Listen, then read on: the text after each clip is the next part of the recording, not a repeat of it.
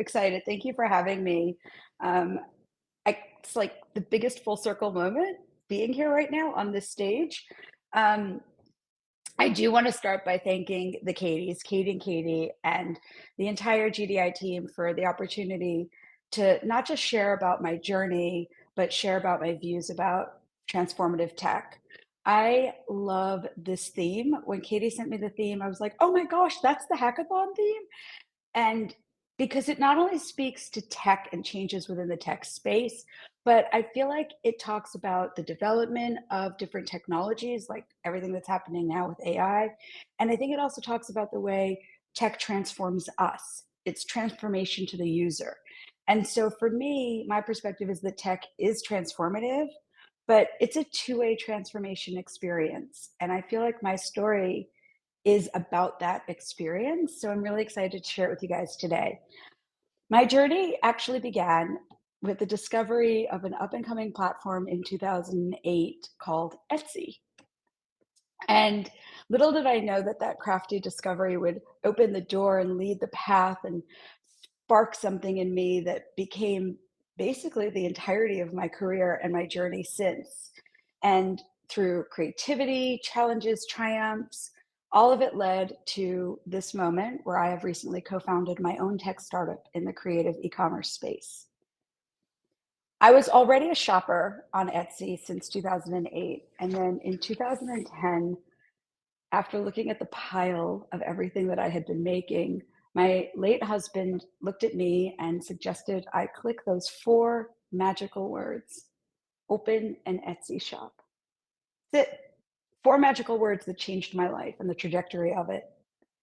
Willing to completely step out into the unknown, I went for it, and thus began my first business selling my handmade wares. And I had a sale in 2 days. It was magical. I could not believe that complete strangers on the interwebs from far away were clicking a button and spending their hard-earned money to buy something that I had made. It's a rush that I kind of still ride off of, to be honest. I still feel it when I talk about it. Fast forward 2014, and my handmade business was thriving and rapidly growing on the Etsy platform and within the Etsy community. And Etsy itself invited to feature me in the Etsy Pavilion at the One of a Kind show in Chicago. This was a huge opportunity. The One of a Kind show in Chicago is a flagship show for creatives and handmade artisans of all kinds. This experience served as, I want to say milestone, but it was more than a milestone because it was like a light bulb moment. But it was a milestone on my journey, taking me out of the silo where I was creating things myself. And all of a sudden, I was in a creative community with other people who were creatives. It motivated me to launch my pattern business where I could work with other creatives. And then later that year, I also launched my first blog. It's the steps forward that were transformational, and that's why I think it's so important to start where it began. Part of that next step to launching my blog was developing my brand and my brand voice. And I wanted to customize my theme, customize my space on the interwebs, customize my look. And it became incredibly clear and incredibly fast that I was way out of my depth. I did not have the tools that I needed. I needed to figure it out, and I was on a very humble budget, having just launched a creative business. I looked for various ways that were affordable, and the word affordable was the real thing, right? Because nothing was affordable. And a web search led me to this wonderful place called Girl Develop It. I attended my first Code and Coffee event with GDI that year, and it's a moment that officially marked my entryway into the world of coding and the development community. I can honestly say in an instant, I found my people. It was the next magical step. Shortly after that Code and Coffee, I went to a couple of other GDI events in person, and then I attended a 2-day cohort at Dev Bootcamp in Chicago. The skills that I learned there, the experience itself with other curious crafty coders. I was hooked. The first time you hit develop it, which is part of the process when you're learning at entry level in this cohort, it was that same rush and that same feeling as with the first time I had received an order for my handmade goods. I was hooked all over again, all new thing, totally hooked. It also transformed my thinking because now I had this new skill set, this new thing, code, that was a tool in my tool belt to solve problems. I started to consider as code as a part of my toolbox and a part of my solution process. As my creative business grew, I noticed pain points within the creative community and the e-commerce space itself. And every time I ran into a challenge, I started to think about code as a solution. I started to think about solving problems, not just for myself, but maybe other people have these problems.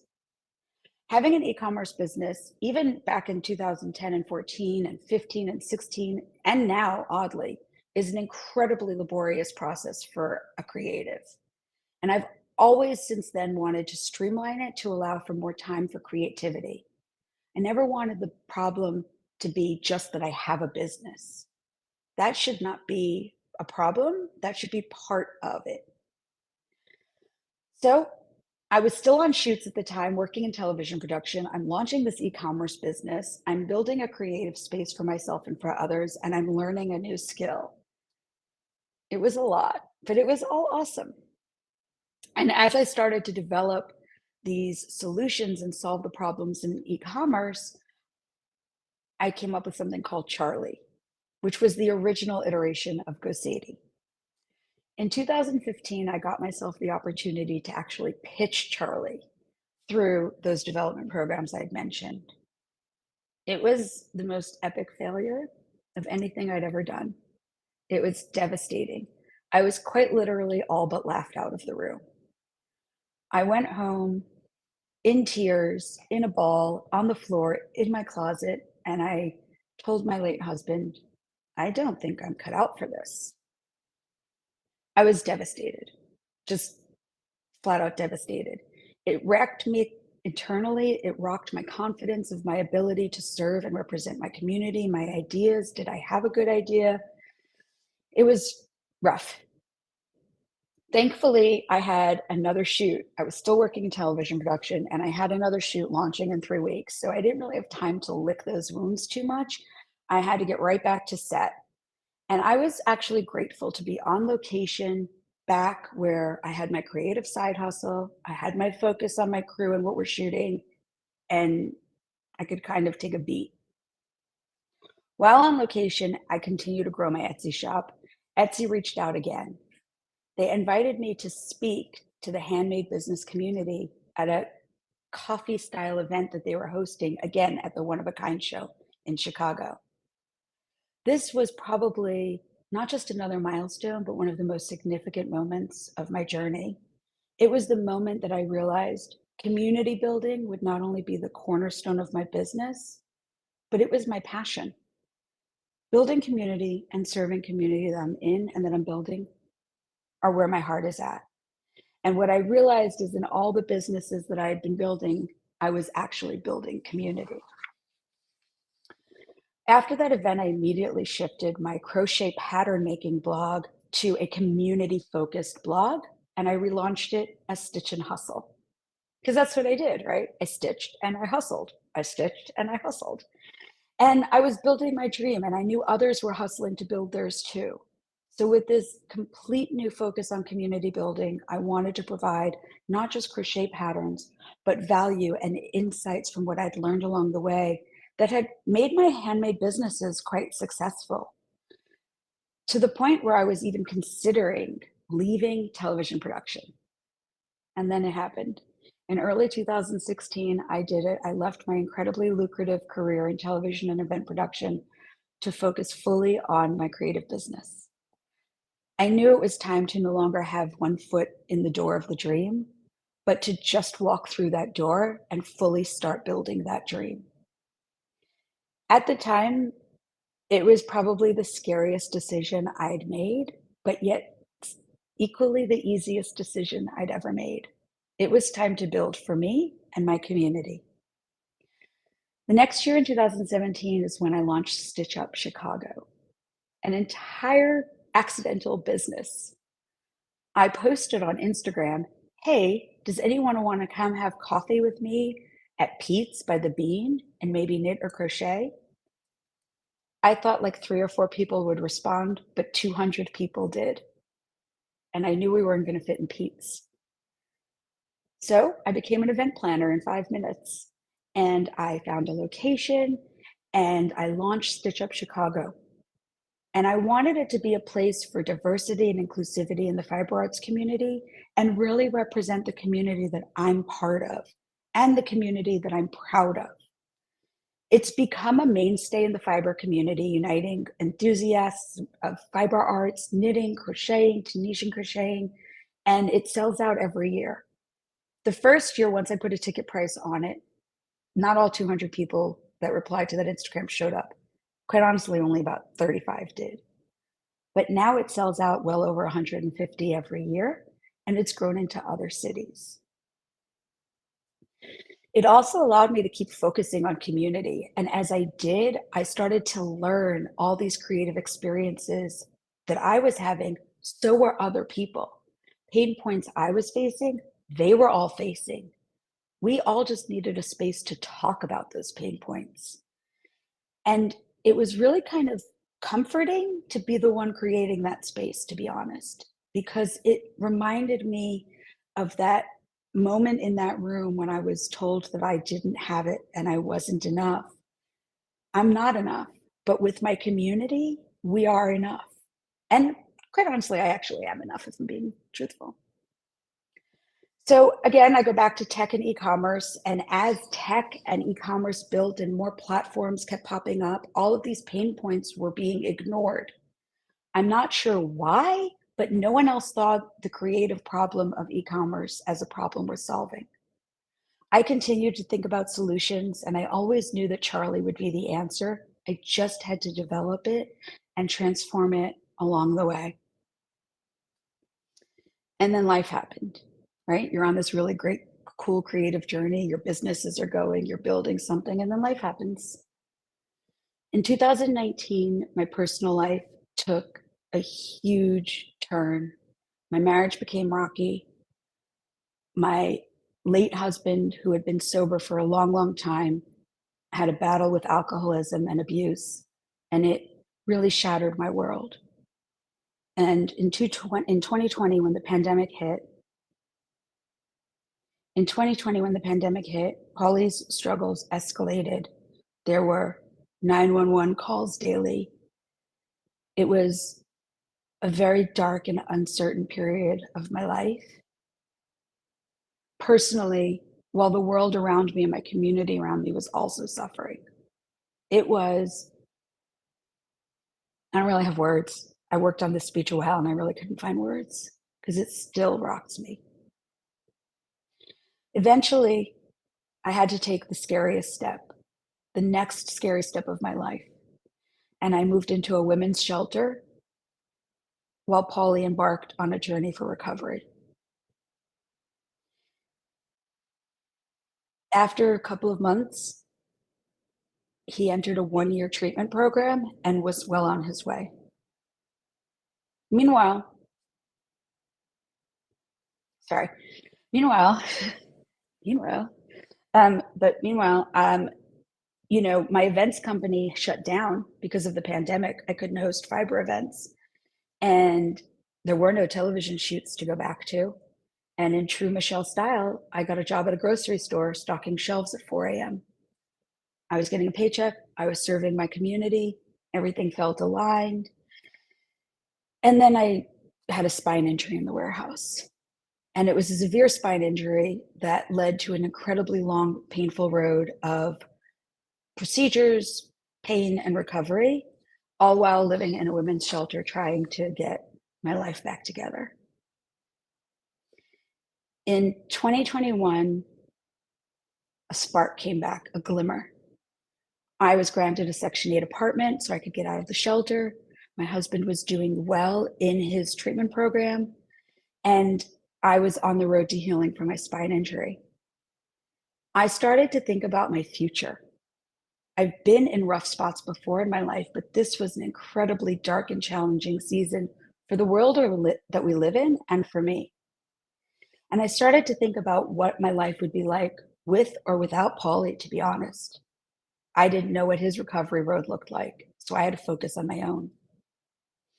All of that thought reignited my focus on my love for community, fiber businesses, and reimagining Charlie. I just couldn't let that dream go.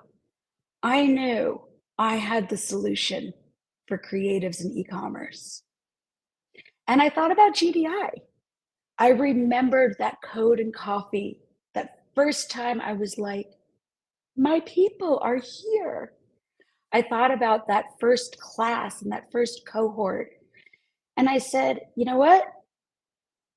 It's time. And I applied for a scholarship to Girl Develop It. And Katie, who is both Katie's, but Katie, who's amazing, she did my interview. And I was awarded a scholarship, and I was going to learn how to build Charlie. I was like, you know what? I'm just going to build it. The turning point came a couple of months later. I'd gotten the scholarship. And in almost a magical moment, January of 2022, which for those paying attention is 19 months ago, I am still a baby in this redemption journey, right out of that dark period. And it's amazing. In January of 2022, on a car ride home from one of my final spine procedures with my longtime friend and creative collaborator, Hillary, we found ourselves talking about the fiber arts industry and the ways we wish we could transform it, the ways we wish things could change, the ways we wish that there were tools to help fiber artists grow their businesses. And as we were talking about the pain points in the industry, I realized we were talking about Charlie. So I shared my idea about Charlie, and I mentioned that I had just been granted a scholarship for Girl Develop It. And Hillary was so excited, and conversation, I'm not going to tell you guys all about our private conversation, but it was a really, really good one. Within about a week or two, we had pre-seed funding for Charlie, and we were going to do this. And I saw the light. Through the darkest season, I saw the light. I'm going to learn how to code. I'm going to actually learn more code because I never really stopped learning how to code. But I'm going to learn enough code to get this off the ground. We've got funding. I've got the right partner with the right creative and business vision. This is amazing. Hey, you guys really want to laugh? Tell God your plans. 3 weeks later, on February 21st, my world crashed because my husband had a massive heart attack and died 10 months sober into his 1-year treatment program.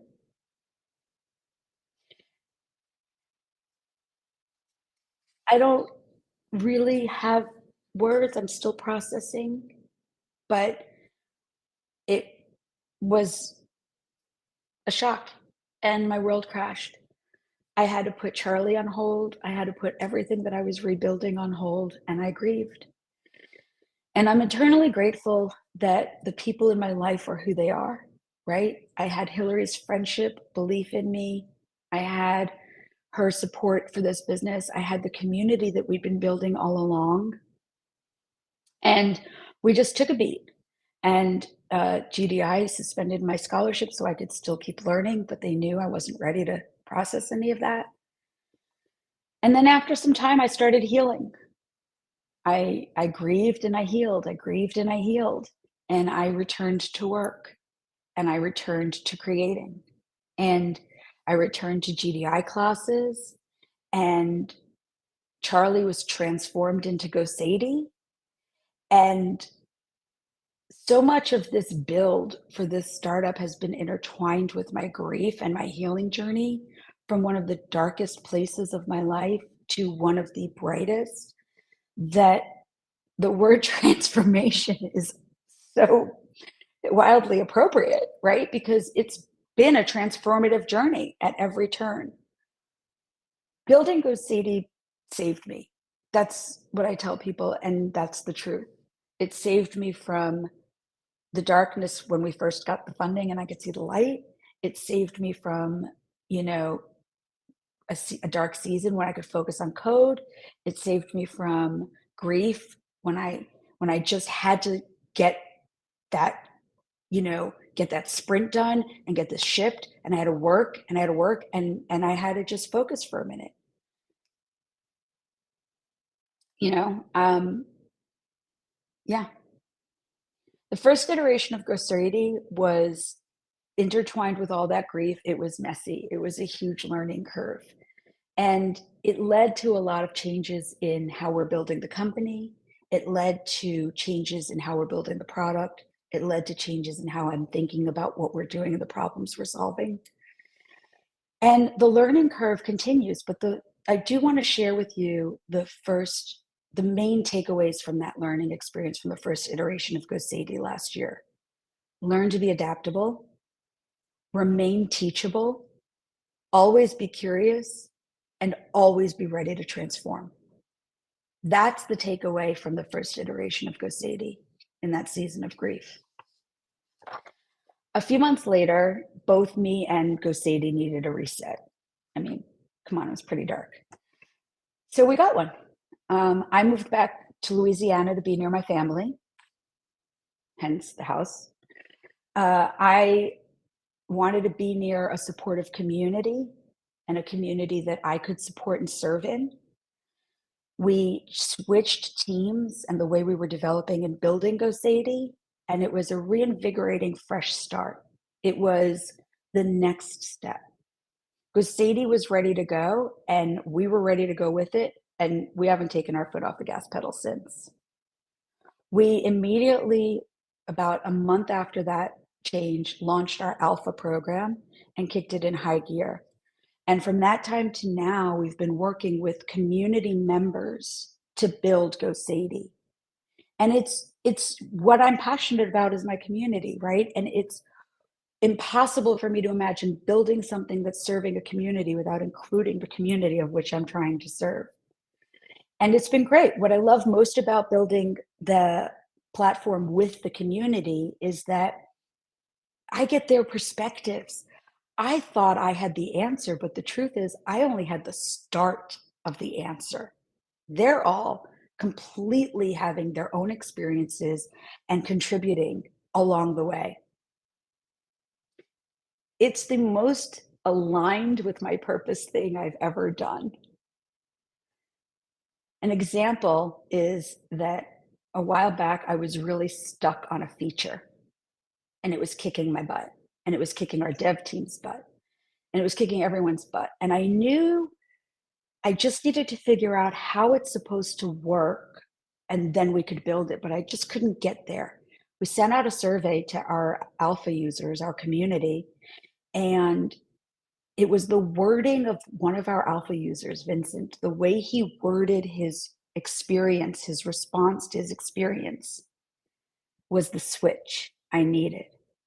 And then I was able to completely change our approach to how we handle those attributes, completely change what we were building for it, and solve not just the problem I was facing, but a lot of the problems we were facing. It's instances like that that transformed the approach that we had to building. And we no longer looked at our alpha users as perhaps just testing features we were building, but really contributing to what they're supposed to do. Months later, the most amazing thing happened. It happened just a couple of weeks ago, actually. We got our Etsy commercial license for full integration with Etsy. If that's not a full circle moment from clicking open an Etsy shop, that's as full circle as go to a Code and Coffee and now I'm speaking here today. I don't know any more full circle than that. Working with Etsy has been a dream of mine from the beginning of Charlie. It was always supposed to work with Etsy, and now GoSady does. Both my journey and GoSadi's journey is one of perseverance, transformation, and growth.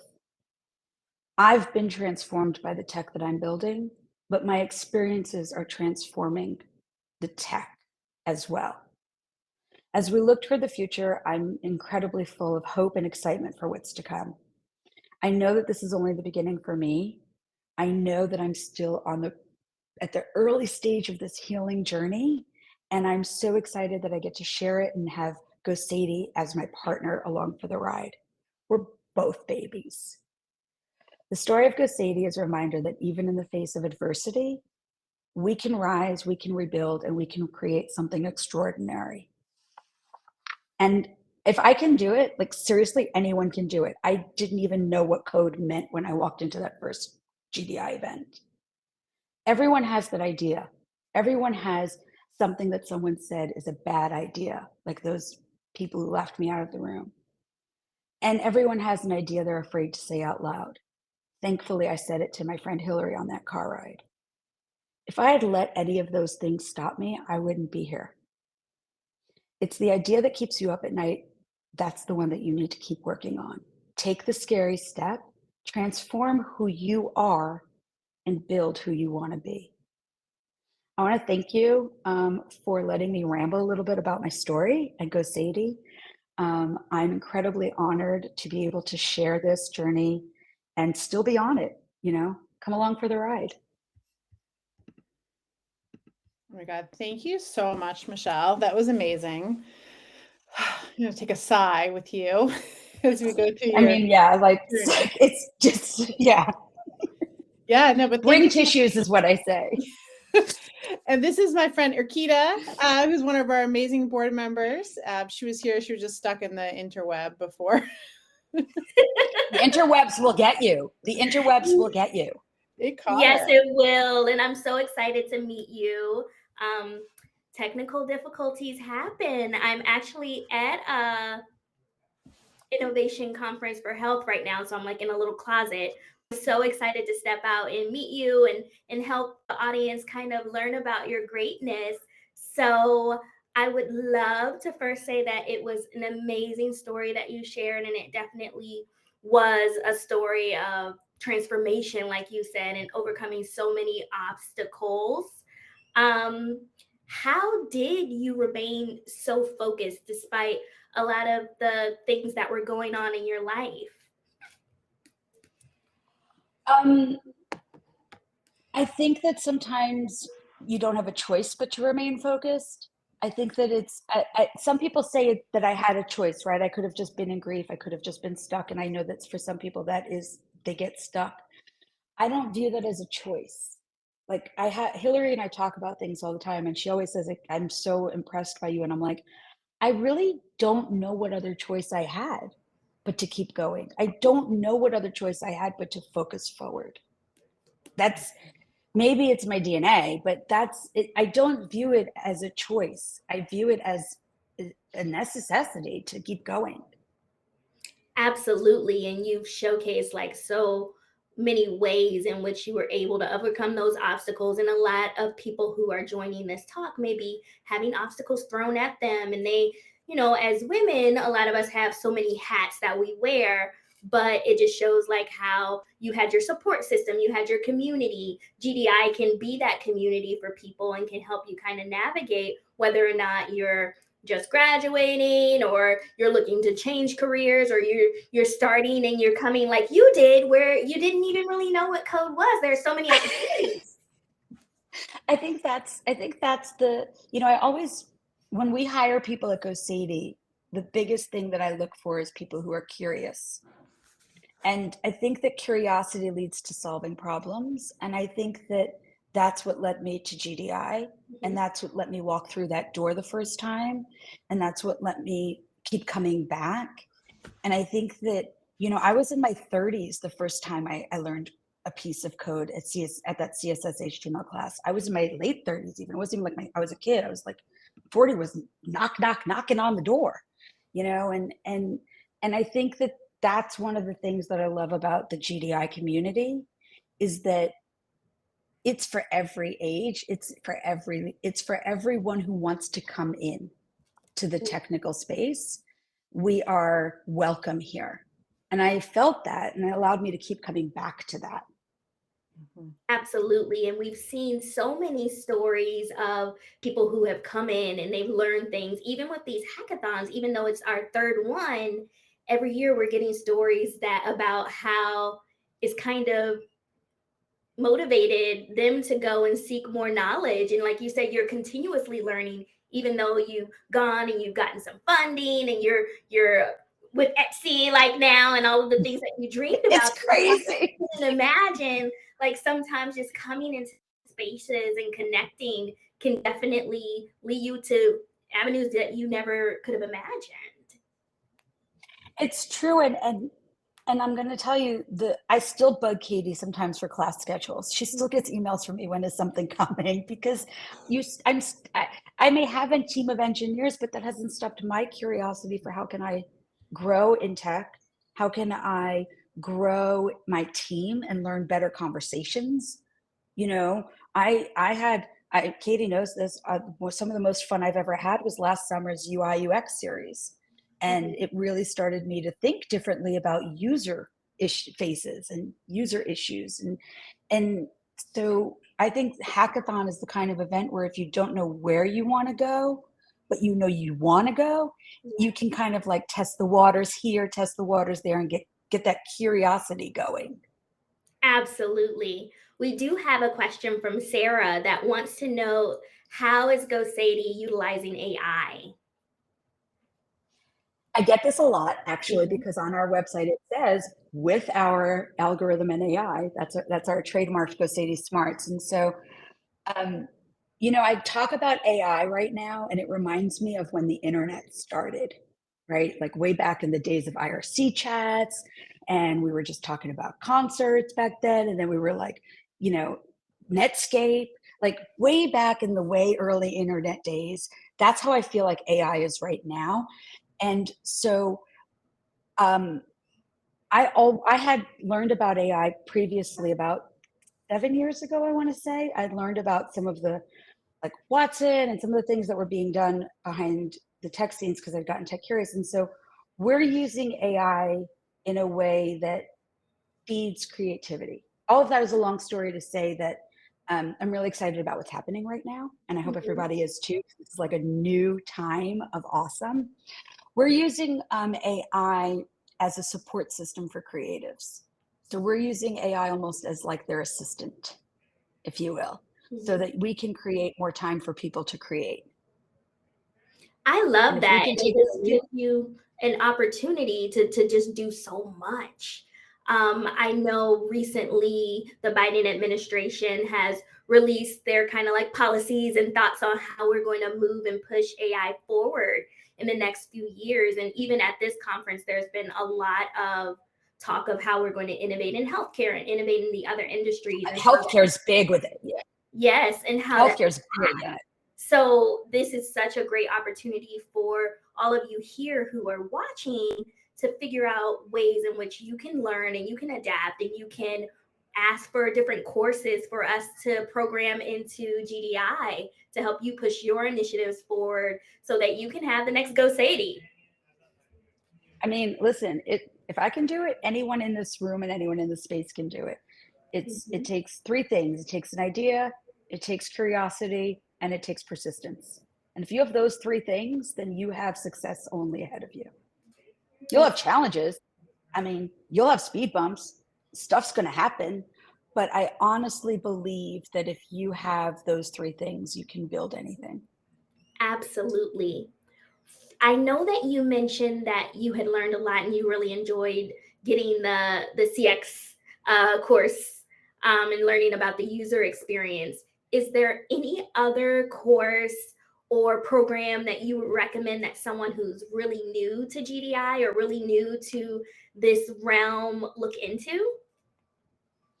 Yeah, one of my favorite things that GDI has is entry level courses. They're true entry level. I want to just take a minute to say that one of the things that I've seen when I looked for places to go, it wasn't really entry level. Like you needed to know something, and I knew nothing when I got to GDI's front door. I mean, All I knew was how to take the metro to get there. And so it's I think that if you want to know about something, take the class. It's worth it. If you don't know if you want to know about it, take the class. That's how you'll find out. You may find yourself loving it. I still take classes. My tech lead laughs every time he sees what I've just registered for somewhere. And it's because it's constant curiosity. The one thing I do think I love, and Katie knows this, is the JavaScript class is coming back in 2024. And it's a great entry level at your own. And I think you added a video to it this year. So it's kind of like you can learn at your own pace before you get to the cohort level. Take that class. I cannot recommend it enough. Also, GDI has incredible like coaching opportunities. Resume, interview, learn how to talk about yourself. I learned a lot of that from these classes. It is truly, I go back to the thing that I opened up with, right? It's about transforming the tech and it's transforming you. It has to be a two-way street. I couldn't agree more, especially what you talked about in terms of like always signing up for courses and being constantly curious. Like we learn a lot of things, but there's always something new to learn. And it's great that GDI can offer that to you.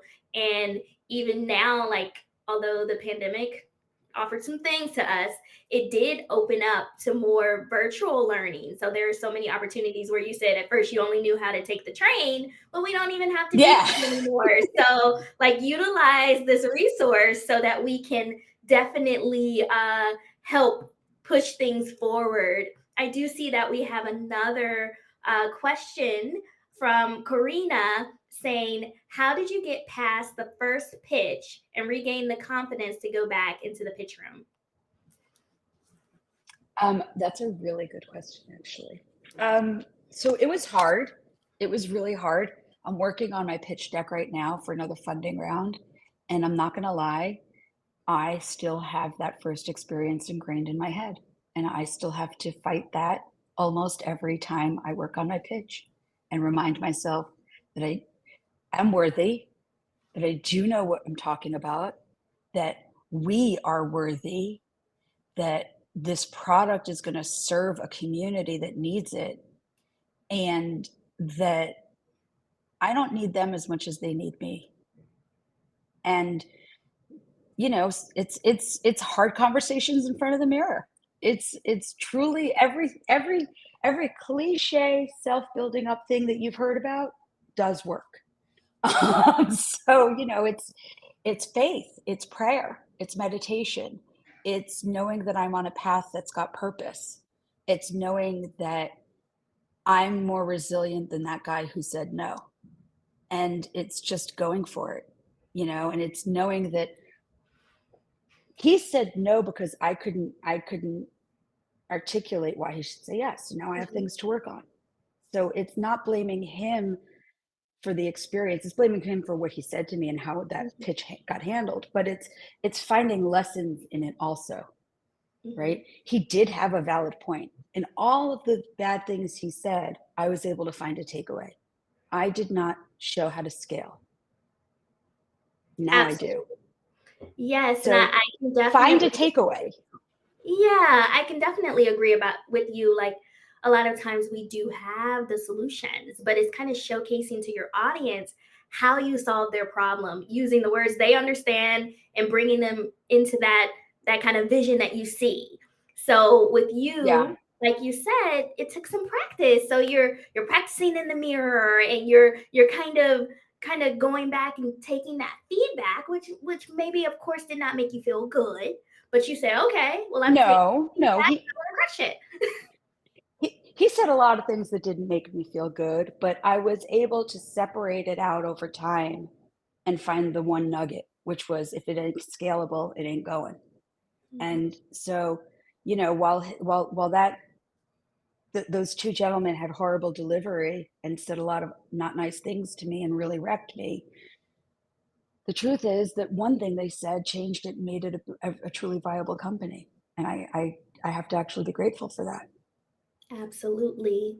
For those who may be at a different level in watching and just trying to hone their skills and they may already have a product, can you let them know different ways in which you were able to navigate that business and funding aspect of getting your product out there and developing? Yes. So the landscape has really changed, right? It's incredibly different now than it was last year. And then than it was pre-pandemic. And so the landscape has changed. So I will say three things. One is my least favorite thing to do, which is you just got to get out there and network, network, network. And I hate it. I hate it. I just want to build, build, build. And you you have to be in the room and to be in the room. That's really what it comes down to. So find events, virtual events like the hackathon, find Code and Coffee virtual or real person networking events, and truly show up. Don't show up because you have to network. Show up with a list of questions ready to learn about somebody else. Show up with an attitude of receiving more than giving. Show up curious. And that's what true networking is to me, because that's how those actual relationships are developed. And then the second thing is that, Google's a wonderful tool. Bing is a wonderful tool. Search is your friend.